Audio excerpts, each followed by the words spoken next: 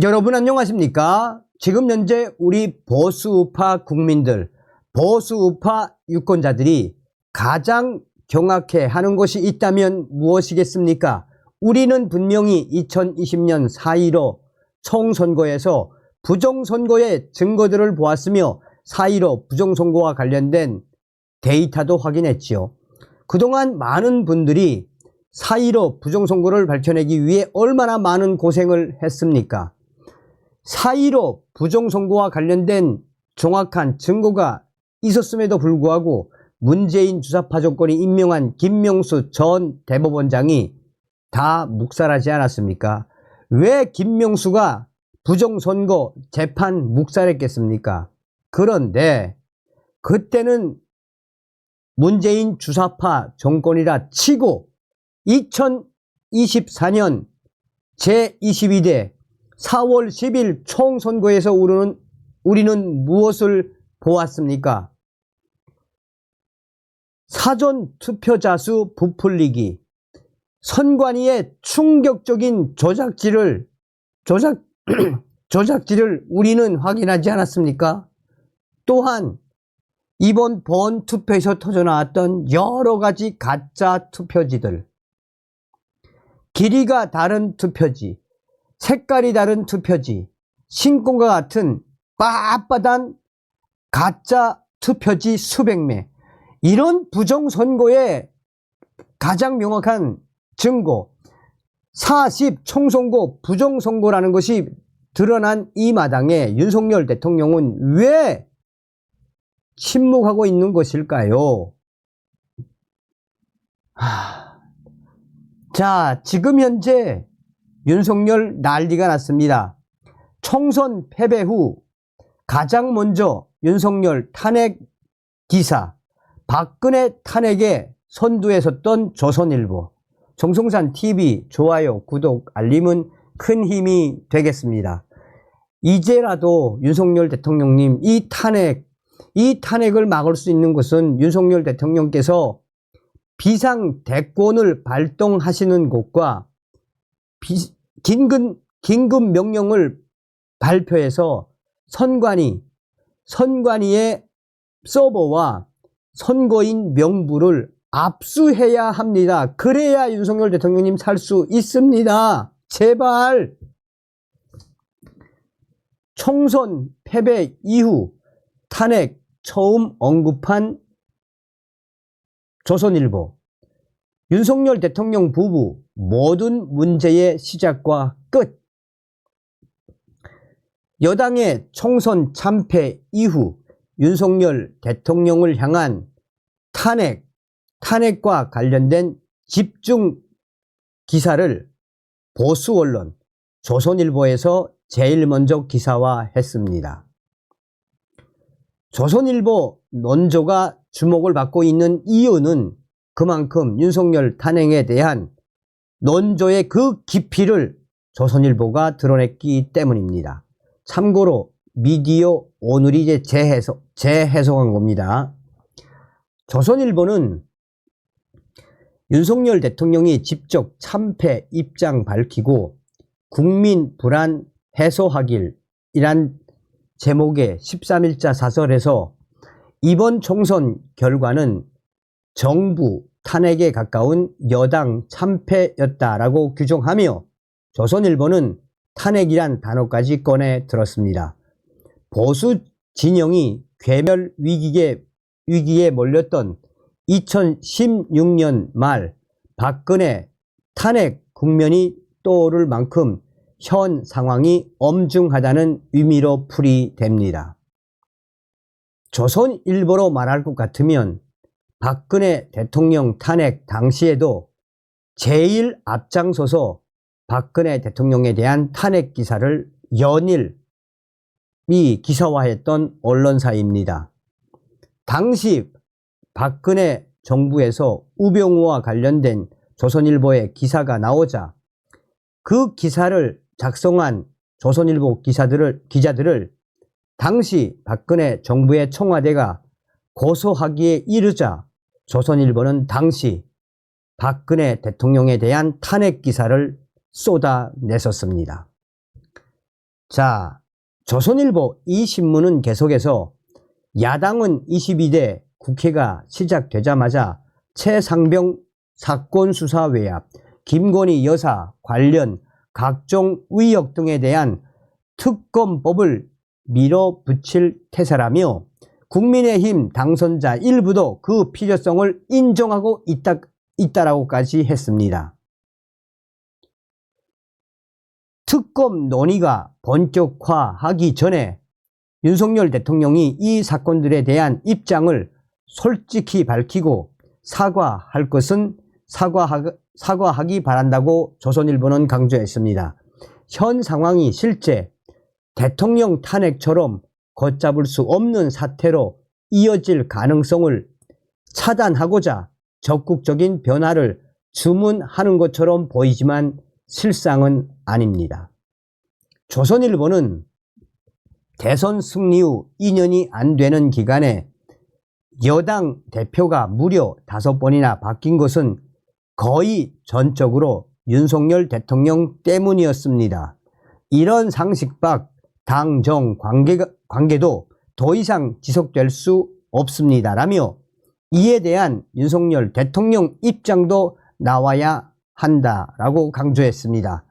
또한 윤석열 대통령은 2022년 8월 취임 100일 기자회견 이후로 기자회견을 하지 않았다라며 세계 민주국가 지도자 중에 거의 없는 일일 것이라고 비판하며 기자들의 불편한 질문을 받아야 한다고 주문했습니다.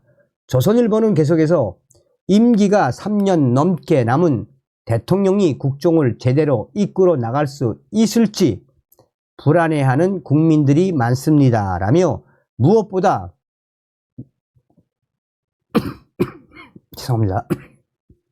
무엇보다 윤 대통령의 문제로 지적돼 온 오만, 독선, 불통이 바뀔 수 있을지가 핵심 포인트라고 강조했습니다. 조선일보는 윤석열 대통령을 향해 국민 앞에 나와 자신과 부인에게 제기된 문제를 포함해 국민이 궁금해하는 어떤 현안에 대해서도 허심탄회하게 생각을 밝혔으면 합니다. 라고 했습니다. 이어서 조선일보는 작은 파우치만 남긴 KBS와의 녹화 대담 따위로는 안 된다라고 강하게 질타를 했습니다. 윤정호 TV조선 앵커도 총선이 끝난 직후 메인 뉴스 앵커 칼럼 오늘에서 일방적인 담화나 국무회의 발언은 삼갔으면 일방적인 담화나 국무회의 발언은 삼가했으면 합니다라며 진솔한 사과와 생각을 밝히되 구구하게 설명하지 말았으면 합니다.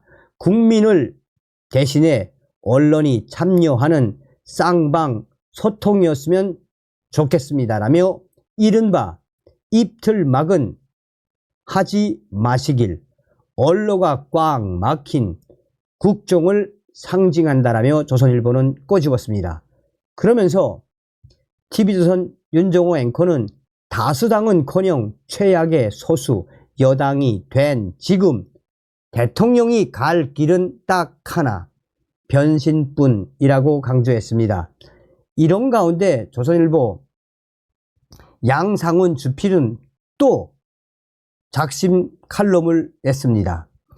조선일보 양상훈 주필은 윤석열 대통령 부부 모든 문제의 시작과 끝이란 제목의 11일자 칼럼에서 총선 참패의 책임이 윤석열 대통령 부부에게 있다고 명확히 규정했습니다.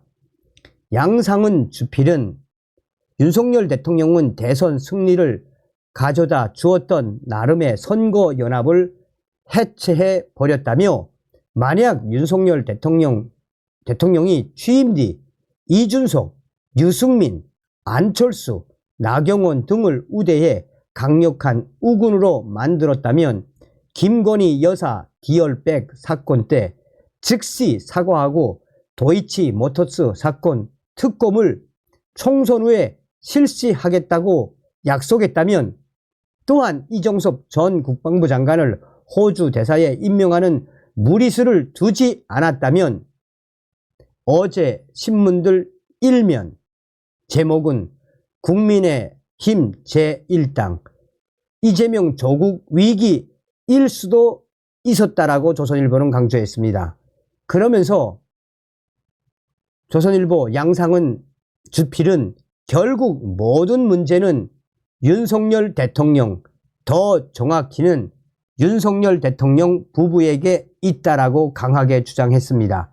양상은 주필은 이번 총선거에서 윤석열 대통령이 그토록 증오하며 내쳤던 이준석, 안철수, 나경원이 당선된 것과 윤석열 대통령 정부를 낳고 출산 휴가를 갔다는 조롱을 받았던 추미애와 내로남불의 대명사 조국이 당선된 것은 상징적이다라며 여야 모두에서 윤석열 대통령과 대척점에 섰던 사람들이 어려워 보였던 제기에 성공했다.